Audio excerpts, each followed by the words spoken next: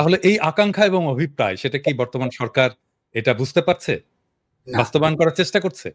না, একেবারেই বুঝতে পারেনি, না অল্প বুঝেছে?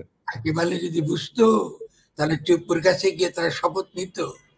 এটা তো কমন সেন্সের ব্যাপার। আপনি আমার চ্যানেলকে সম্মানিত করেছেন এবং আজকে আমার জন্য খুবই আনন্দের দিন। এবং আমার মনে হয় আমার দর্শক পাঠক সবাই জানেন যে আপনার সাথে আমার যে সম্পর্ক, আপনার যে স্নেহ প্রশ্রয় এবং আপনার যে মেন্টরিং পেয়েছি, যার ফলে যেটুকু শেখা, যেটুকু জানা রাজনীতি, সমাজ, দর্শন সম্পর্কে, সেটা কৃতজ্ঞ চিত্তে স্মরণ করি যে সেটা গুরু হিসাবে আপনার কাছ থেকেই পাওয়া, আপনার কাছ থেকেই জানা। এবং দর্শকদের বলে রাখি যে এটা শুধু সাম্প্রতিক সময়ে না, আমরা যখন মেডিকেল কলেজে পড়তাম সেই সময় থেকে, তখন হয়তো ফরহাদ ভাই আমাদেরকে চিনতেন না, সেই সময় থেকে ফরহাদ ভাইয়ের লেখার সাথে আমরা পরিচিত এবং ফরহাদ ভাইয়ের মাধ্যমেই মার্কস চেনা। ফরহাদ ভাই, স্বাগতম আপনাকে। অনেক সুন্দর সুন্দর কথা বলছেন, আমাকে অনেক ধন্যবাদ, খুবই ভালোবাসি আপনাকে। আপনি এর জন্য গ্রেট জব, অনেক বড় কাজ করছেন, আমরা চেষ্টা করছি সবাই মিলে। অনেক ধন্যবাদ ভাই। আজকে আমরা অনেকগুলো বিষয় নিয়ে আলোচনা করব। আমার প্রথম যে প্রশ্ন সেটা হচ্ছে যে আমরা 5ই অগাস্ট এবং জুলাই অগাস্টের যেই ঘটনা ঘটলো, গণ অভ্যুত্থান ঘটলো, এটা অনেকে বলে গণ অভ্যুত্থান, অনেকে বলেন বিপ্লব। আপনি এটাকে কি বলেন, কেন বলেন? একটা হলো ডেসক্রিপটিভ, আমরা তো ডেসক্রিপটিভ বিপ্লব বলতে পারি বর্ণনাত্মক অর্থে, যেটা একটা বড় ধরনের ঘটনা ঘটেছে। এমনি কনসেপচুয়ালি মানে ধারণার দিক থেকে যদি আমরা বুঝতে চেষ্টা করি, অনেক সময় বিপ্লব বলে লোকে বলশেভিক রেভলিউশন বা মাওসেতুংয়ের রেভলিউশন বুঝে। এই জন্য আমি সাধারণত বিপ্লব শব্দটা পরিহার করি। কারণ হলো যে আমাদের এখনকার যে মূল কাজটা হলো আসলে একটা গণতান্ত্রিক রাষ্ট্র তৈরি করা। এটা এই জন্য আপনাকে ওই বিপ্লব কথাটা আমি পরিহার করার চেষ্টা করি। কিন্তু অবশ্যই এক অর্থে আপনি বলতে পারেন এটা রাজনৈতিক বিপ্লব।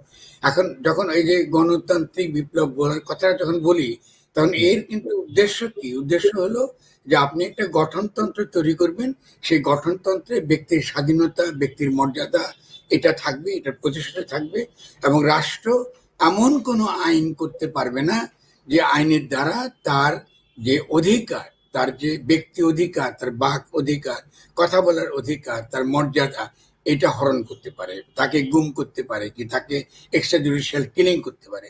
এই যা যা কিছু আমরা সাফার করেছি এই ফ্যাসিস্ট শেখ হাসিনার আমলে, এটা যেন রাষ্ট্র কখনোই করতে না পারে, এরকম একটা রাষ্ট্র একটা গঠন করাটা হলো আমাদের লক্ষ্য। এই অর্থে এটাকে আমরা বলি গণ অভ্যুত্থান, এবং সেই অর্থে এর মধ্যে একটা বৈপ্লবিক উপাদান রয়েছে।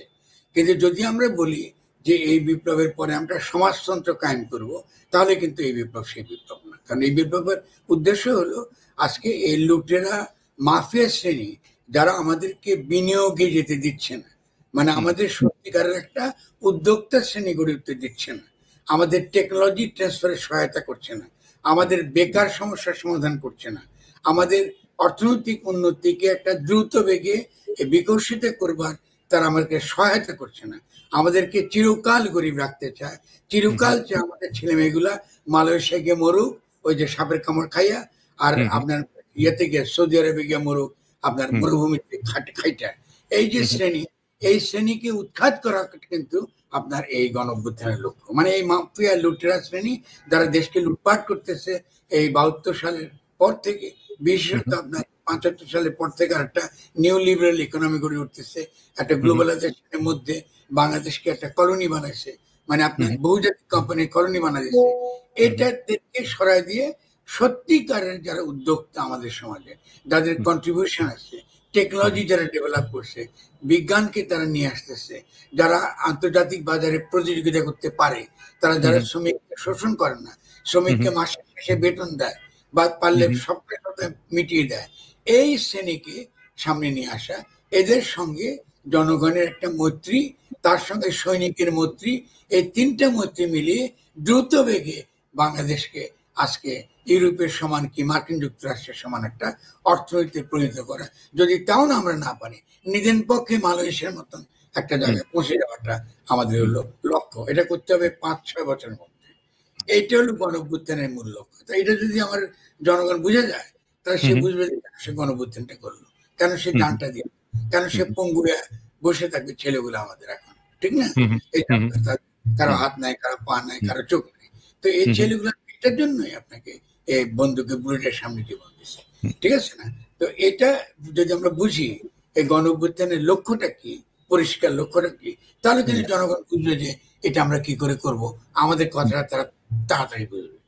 এই জন্য বিপ্লব কথা কেন বলি না আপনাকে বলি, অনেক সময় লোকে বিপ্লব বলে বামদের পুরনো যেসব অপকর্ম, এটা তো আমরা জানেন, আপনি সমালোচনা করেন, এদের এই অপকর্মের কারণে এরা কখনোই জনগণের কথা চিন্তা করে না। জনগণের দাবিটা কি, তার ইচ্ছেটা কি, তার অভিপ্রায়টা কি, যদি অভিপ্রায়টাকে সামনে নিয়ে আসে তাহলে এটাই কিন্তু জনগণ চায়। সে একটা ভালো অর্থনীতি চায়, ভালো ইকোনমি চায়, সে একটা চাকরি চায়। আপনি এখানে কোটা সংস্কার, চাকরি চাচ্ছে ছেলেমেয়েরা, বেকার হয়ে যাচ্ছে, মুদ্রাস্ফীতি তারা চায় না, একটা ভালো একটা অর্থনীতি ব্যবস্থা চায়, ব্যাংক লুট হয়ে যাচ্ছে, এটা বন্ধ করতে চায়। এটাকে হলো গণঅভ্যুত্থানের লক্ষ্য। সমাজতন্ত্র কায়েম আমাদের এই বিপ্লবের বা এই গণঅভ্যুত্থানের উদ্দেশ্য না বলে আমরা বিপ্লব শব্দের ব্যবহার না করাটাই ভালো।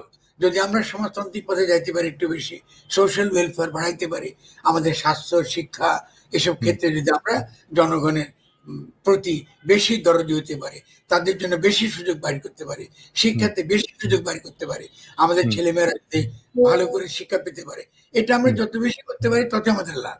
কিন্তু মূল উদ্দেশ্য হচ্ছে যে আমাদের অর্থনীতিকে শক্তিশালী করা। কার বিপরীতে?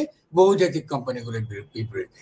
এই বিল গেটস আছে, জুকারবার্গ আছে, এই বড় বড় কোম্পানি, অল্প কয়েকটা কোম্পানি সারা দুনিয়া লুটপাট করতেছে। এদের বিপরীতে বাংলাদেশে আমরা যেন একটা অর্থনীতি গড়ে তুলতে পারি। সে অর্থনীতি গড়ে তুলতে হলে আমাদেরকে জনগণকে লাগবে, জনগণকে সকলে মিলে সেই কাজটা করতে হবে। আচ্ছা, তাহলে আমরা আমাদের জনগণ একটা আকাঙ্ক্ষার জন্য ঐক্যবদ্ধ হলো, সারা দেশের জনগণ, এবং সেই আকাঙ্ক্ষাকে বাস্তবায়নের জন্য সে রাজপথে সক্রিয় হলো, জীবন দিল, রক্ত দিল, এবং এর পথে যে বাধা, প্রধান বাধা, তাকে উৎখাত করলো। এখন এই আকাঙ্ক্ষাটা, তারপরে যে সরকার গঠিত হলো, সেই আকাঙ্ক্ষাটা কি বুঝতে পেরেছে বা সেই আকাঙ্ক্ষা বুঝে কাজ করতে পারছে? খুব ভালো। এখন আপনি আকাঙ্ক্ষা শব্দের ব্যবহার করতে খেয়াল করেন, আকাঙ্ক্ষাটা হলো আমাদের জীবের চাহিদা মেটানো।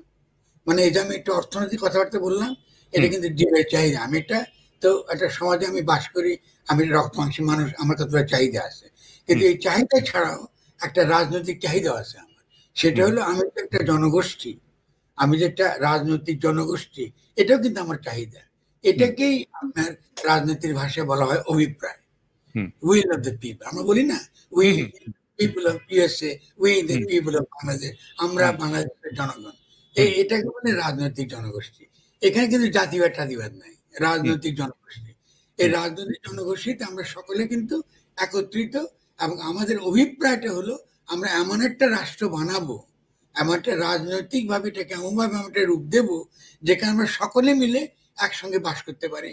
তার মধ্যে আপনার শুধু বাঙালি থাকবে তা না, তার মধ্যে আপনার চাকমারা থাকবে, তার মধ্যে সাঁওতালরা থাকবে, তার মধ্যে রাজবংশের থাকবে, সনাতন ধর্মের লোক থাকবে, ঠিক আছে, নারী পুরুষ থাকবে, আস্তিক নাস্তিক থাকবে। এই সকলে মিলে আমরা একটা রাষ্ট্রের মধ্যে বাস করব, সকলে মিলে আমরা একটা রাজনৈতিক জনগোষ্ঠী, ইংরেজিতে এটাকে বলা হয় পলিটিক্যাল কমিউনিটি। এটা খুব ইম্পর্টেন্ট একটা ধারণা। দেখেন, এটা কিন্তু জাতিবাদ না, কিন্তু কারণ জাতিবাদ হলে কিন্তু আপনি আবার ফ্যাসিস্ট হয়ে যাবেন। এটা কিন্তু ইসলামী জাতিবাদ না, কারণ ইসলামী জাতিবাদ হলেও কিন্তু আপনি ফ্যাসিস্ট হবেন। ফ্যাসিজম কিন্তু বিভিন্ন দিকে আছে, সমাজে ছড়াই আছে, ঠিক আছে না? বাংলাদেশি জাতিবাদ হলো আপনার ফ্যাসিস্ট হবার সম্ভাবনা আছে, যদি মনে করেন এটাই আপনার একমাত্র পরিচয়। কারণ আপনাকে বাংলাদেশ হতে পারেন, আমাদের এখানে বিএনপি বাংলাদেশি জাতিবাদী কথা বলে, তারাও থাকবেন, এমনকি যারা বাঙালি জাতিবাদী কথা বলে তারাও থাকতে পারেন, কিন্তু ফ্যাসিজম হওয়া যাবে না। এটাই একমাত্র আপনার চিরায়ত আপনার কি বলে পরিচয়। আর বাকি পরিচয়গুলা ভুল, ওদেরকে আপনি নির্মূল করবেন, মুসলমানদেরকে নির্মূল করবেন, ইসলামকে নির্মূল করে দিবেন, বাংলাদেশকে আপনি একদম ফ্ল্যাট বানায় ফেলবেন, খালি আপনাদের মতো করে সাজাবেন, এটা হবে না। মানে সকল প্রকার ফ্যাসিবাদী প্রবণতা এবং ফ্যাসিবাদী প্রবণতার ভিত্তি করে ফ্যাসিবাদী শক্তি, যেমন হাতুড়িলেক টাইপের আর কি, ওই যে হেলমেট হাতুড়িলেক টাইপের, এই ধরনের শক্তিকে উৎখাত করা এবং ফ্যাসিস্ট রাষ্ট্র ব্যবস্থা উৎখাত করে দেওয়া, এটা হলো এই গণঅভ্যুত্থানের যে মূল মর্ম। জনগণের অভিপ্রায়, জনগণের অভিপ্রায় খুব সুন্দর। একটা জনগণের অভিপ্রায়, একটা অভিপ্রায়, আর একটা আমি খুব সুন্দর করে বলেন যে আকাঙ্ক্ষা। আকাঙ্ক্ষা, জীবের আকাঙ্ক্ষা আর তার রাজনৈতিক আকাঙ্ক্ষা, এই দুটো মিলে গণঅভ্যুত্থান। তাহলে এই আকাঙ্ক্ষা এবং অভিপ্রায়, সেটা কি বর্তমান সরকার এটা বুঝতে পারছে, বাস্তবায়ন করার চেষ্টা করছে? না, একেবারেই বুঝতে পারেনি না অল্প বুঝেছে? একেবারে যদি বুঝতো তাহলে চুপ্পুর কাছে গিয়ে তারা শপথ নিত। এটা তো কমন সেন্সের ব্যাপার। আপনি চুপ্পু হলো শেখ হাসিনার দ্বারা নিয়োজিত একজন প্রেসিডেন্ট। আপনি হাসিনার সংবিধান রাখছেন যা আছে তাই, তার মানে শেখ হাসিনার ফ্যাসিস্ট রাষ্ট্রটা যা আছে তাই। এখন যখন নিয়োগও দিচ্ছেন তখন ওই সব আওয়ামী লীগই ঢুকতেছে, আর কিচ্ছু কিন্তু ঢুকতেছে না, ওখানে তারাই ঢুকতেছে। আইনও তাই, সবকিছু তাই। তার মধ্যে খালি আপনারা একটা উপদেষ্টা বানাইছেন। আপনি উপদেষ্টাটা কার উপদেষ্টা? আপনি চুপ্পুর উপদেষ্টা। ফাইন, এটা দ্বারা কি আমি জনগণের ইচ্ছা আপনি কাম করতে পারবেন? জনগণ তো আপনাকে তাদেরকে হীরার খন্ড তুলে দিছে, তার হৃদয়টা দিছে আপনাকে। ডক্টর ইউনূসকে জনগণ তার হৃদয় দিছে, তার রক্ত দিয়ে লাশ হয়ে তার হৃৎপিণ্ডটা তার হাতে তুলে দিছে হেফাজত করার জন্য। তো উনি করলেন ঠিক, উনি ক্ষমতা এসে কি কাজ করতেছেন? এটা কি হলো? আমি তো উনি এসে বলে দিচ্ছিল আমি, এটা হবে ঘোষণা, এটা কোনো ওই অধ্যাদেশ হবে না, অধ্যাদেশ না। এখন তুমি অধ্যাদেশ বানাবেন, কেমনে বাড়িবেন? আর তো কোনো বাড়ার উপায় নেই। তাকে হতে হবে ঘোষণা যে আমি বাংলাদেশের জনগণের এই যে তার যে সার্বভৌম অভিপ্রায়, এই অভিপ্রায়ের পরম অভিব্যক্তিকে প্রতিনিধিত্ব করি বলে আমি ক্ষমতা গ্রহণ করিলাম।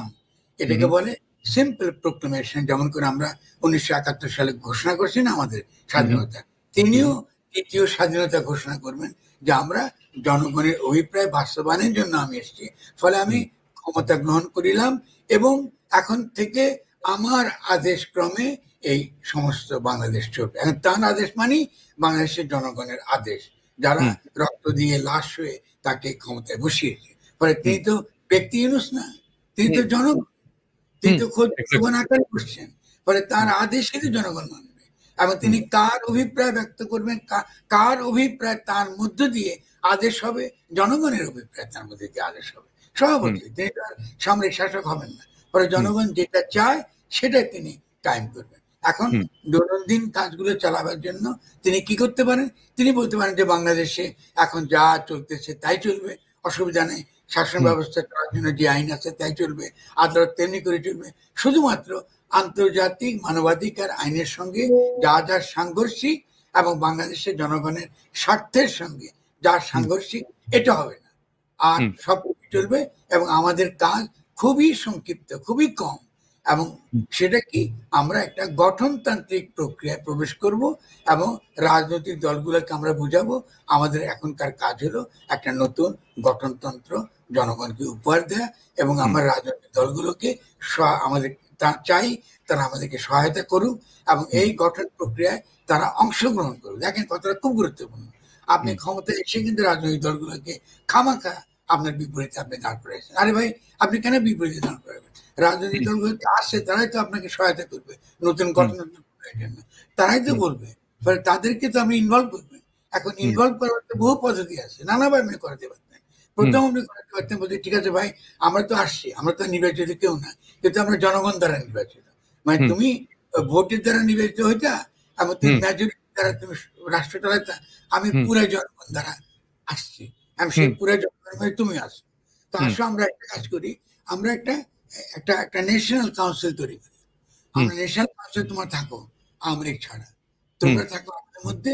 সেই ন্যাশনাল কাউন্সিলের থেকে তোমরা আমাদেরকে দেখবা, নিরীক্ষণ করবা, আমাদেরকে ওয়াচডগ আকারে থাকবা, যেন আমরা যে প্রতিশ্রুতি জনগণকে দিয়েছি সেই প্রতিশ্রুতি অনুযায়ী আমরা সংক্ষিপ্ত সময়ের মধ্যে তোমাদেরকে একটা গঠনতন্ত্র উপহার দিতে পারি। আর গঠনতন্ত্রের ক্ষেত্রে তোমরা আমাদেরকে সহায়তা করো। আমরা উপজেলায় উপজেলায় যাব, আমরা গ্রামে গ্রামে যাব, আমরা জেলায় জেলায় যাব, ঠিক আছে, এবং ওয়ার্ডে ওয়ার্ডে যাব, ওখানে মিটিং করো, তোমরা ওখানে তোমাদের বক্তব্য দাও, তোমরা তর্ক বিতর্ক করো, এবং তোমরা সকলে মিলে আমাদেরকে বলো কি ধরনের বাংলাদেশ তোমরা সকলে চাও। আমরা তো, আমি আছি গার্ডিয়ান, আমি তোমার অভিপ্রায়টা হাজির করার জন্য জনগণকে সুন্দর করে গুছিয়ে এটা লেখা একটা খসড়া বানাবো তোমাদের সঙ্গে পরামর্শ করে। সেই খসড়াটা আমরা একটা গণপরিষদে দেব, গণপরিষদ তর্ক বিতর্ক করবে, তর্ক বিতর্ক করে তারা একটা গঠনতন্ত্র প্রণয়ন করবে, ওটা আমরা রেফারেন্ডে দেবো। এই তোমার প্রত্যেকটা পর্যায়ে তোমরা আমাদেরকে সহায়তা করো। তো নিঃসন্দেহে আমাদের পলিটিক্যাল পার্টিগুলো সহায়তা করবে, কেন করবে না? তারা তো গণবিরোধী লোক না। আপনি ধরে নিতে পারেন না যে আপনার, তারা যেহেতু একটা অতীতে তারা একটা ভুল কাজ করছে, গণঅভ্যুত্থানের মধ্য দিয়ে তাদেরও তো পরিবর্তন হয়েছে, তারা তো দেশকে ভালোবাসে।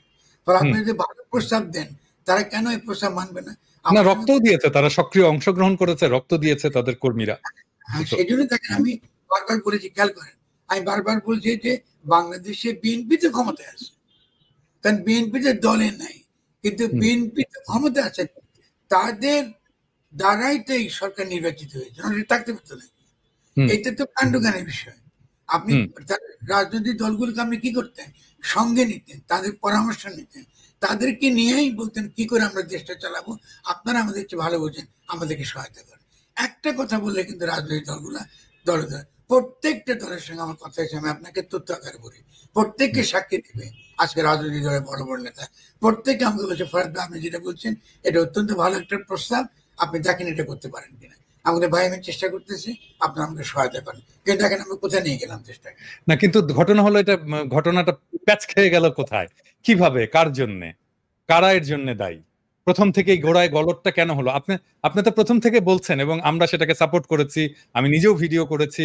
যখন শপথ নেয়নি তখন কিভাবে শপথ নেওয়া যায় সেটাও আমি বলেছি।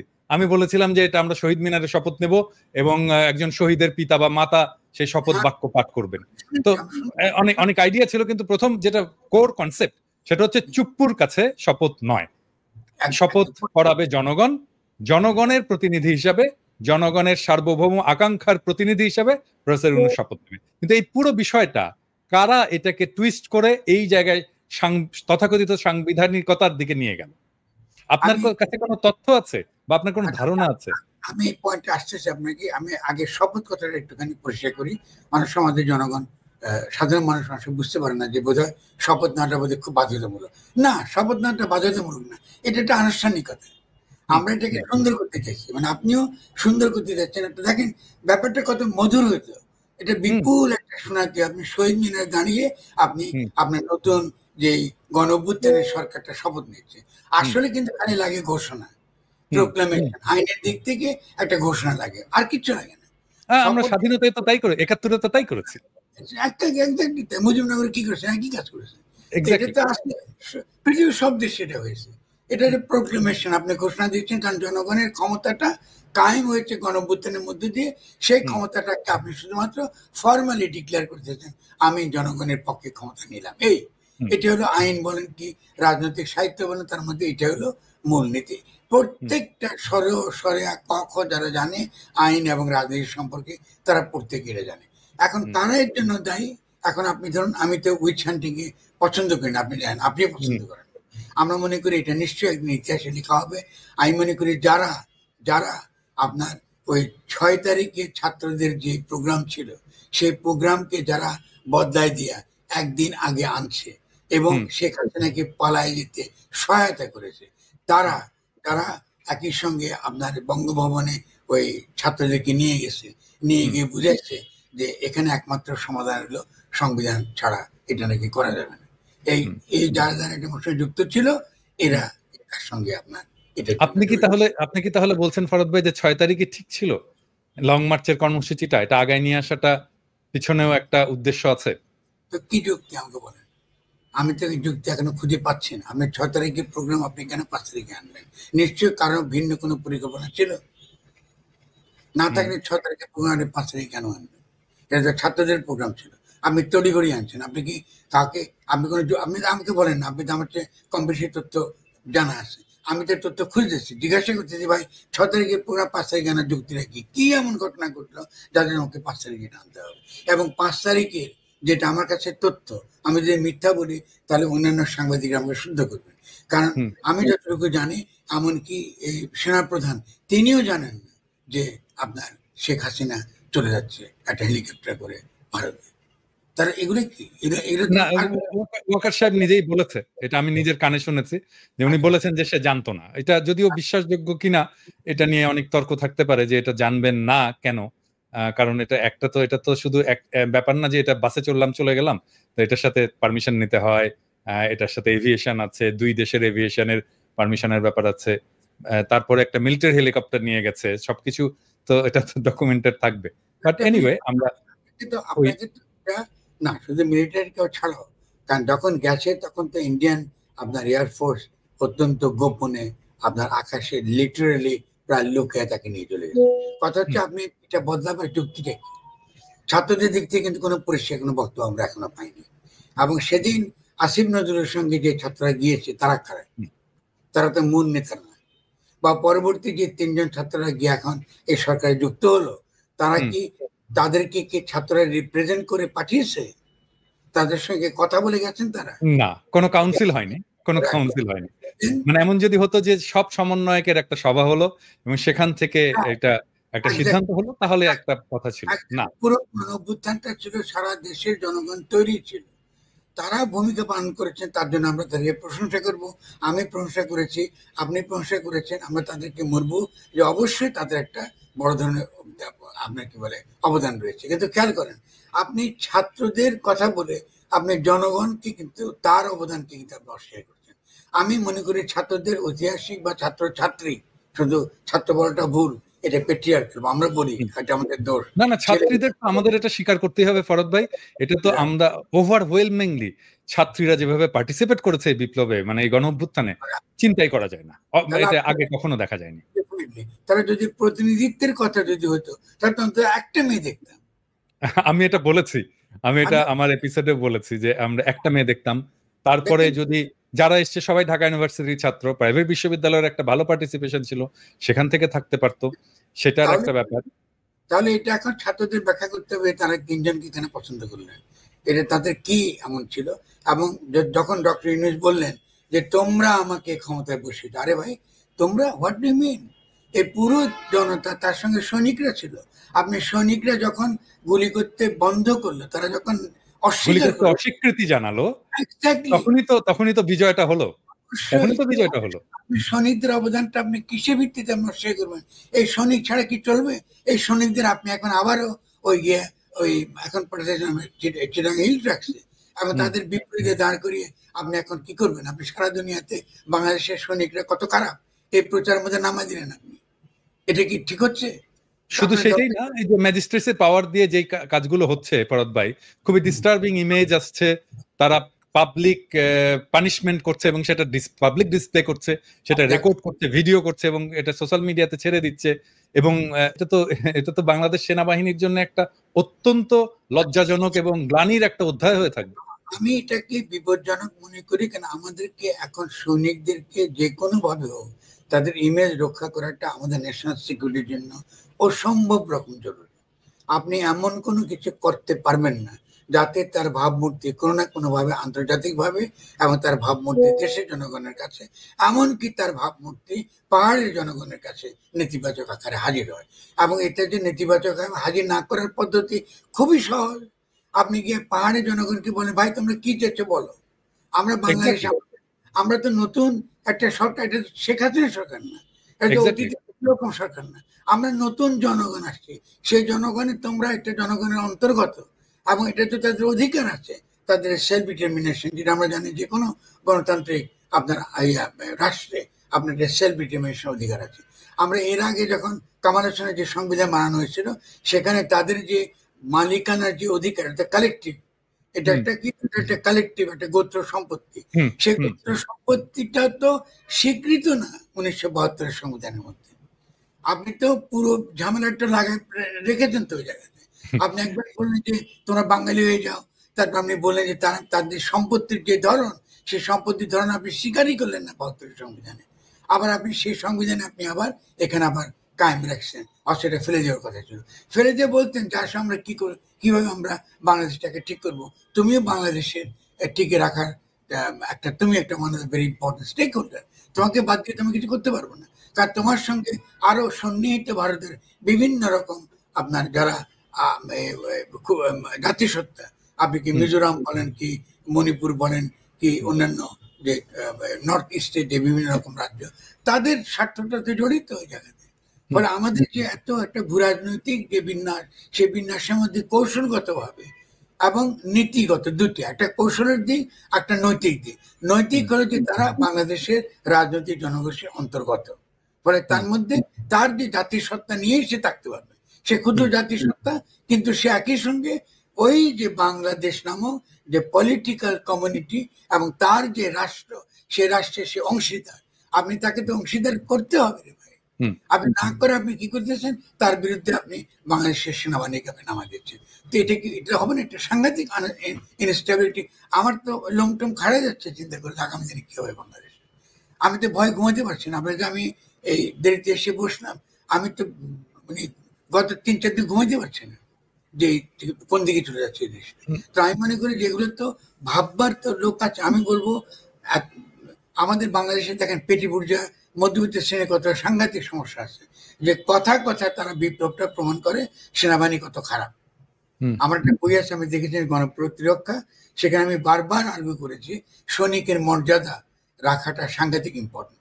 বিএনপিকে আমি বহুবার বোঝাবার চেষ্টা করেছি, ভাই তোমরা র্যাবটা করতে পারবা না, এটা ক্ষতি হবে তোমার। আমি লিখেছি যে এই র্যাবই বিএনপিকে ধ্বংস করবো। আপনি দেখেছেন আমার সেই র্যাবে। খেয়াল করেন, আপনি সৈনিকদেরকে নিয়ে এসে ঢুকাচ্ছেন র্যাবে এবং এরাকে শিখাচ্ছেন নিরস্ত্র মানুষকে এক্সট্রা জুডিশিয়াল কিলিং এর। তারা ফিরে যাচ্ছে আবার সেনাবাহিনীতে। আপনি পুরো সেনাবাহিনীকে আপনি কিন্তু দূষিত করছেন, বিকজ সেটা moral values as a soldier, তার ডিগনিটি অ্যাজ এ সোলজার। একটা সোলজার কখনোই একটা নিরস্ত্র মানুষকে গুলি করতে পারে না। এটা তার ফিলোসফির মধ্যে নেই, এটা তার দর্শনের মধ্যে নেই, এটা তার নীতির মধ্যে নেই। ফলে এটাকে বলে সোলজার। আমরা সবসময় কিন্তু সৈনিকতাকে একটা খারাপ চোখে দেখি। কেন খারাপ? আপনি সৈনিকতা আমরা দেশকে রক্ষা করবেন কি করে? আর এখনকার বৈরী বিশ্বে যেখানে আবার ডান দিকে আপনার ভারত, ওদিকে মায়ানমার, আপনি সৈনিককে শক্তিশালী না করে আপনি কি করে আপনি অগ্রসর হবেন? এখন এই যে ব্যাপারগুলো, এটাই তো গঠন কথাটা যেটা আমি বলি, যে আমাদের এখন গঠনতন্ত্র প্রণয়ন করতে হবে এবং রাজনৈতিক জনগোষ্ঠী হিসেবে নিজেদেরকে গঠন করতে হবে। এই নিজেদেরকে গঠন করার মধ্যে সৈনিকতা বলতে আমরা কি বুঝি, এটা কিন্তু অন্তর্গত। যে আমাদের সৈনিকরা কেমন হবে, এখানে তো আমাদের সকলকে সৈনিক হতে হবে। বাংলাদেশ যদি দেশকে রক্ষা করতে চায়, আমাদের প্রত্যেককে কিন্তু বাধ্যতামূলক সামরিক শিক্ষা দরকার। আমরা নাহলে কি করে লড়বো? আমাদের সৈনিকদের কিন্তু নাগরিক হতে হবে, যে নাগরিকতার একটা ব্যাপার আছে। মানে তারা এই লুটেরা, এই যে আপনার মাফিয়া, এদের পাহারাদার কেন হবে সৈনিক? বাংলাদেশে ব্যাংক লুট করে, ওদের পাহারাদার কেন হবে সৈনিকেরা? ফলে আপনি এগুলো তো অত্যন্ত গুরুত্বপূর্ণ পলিটিক্যাল ইস্যু, বুঝতে পারছেন না?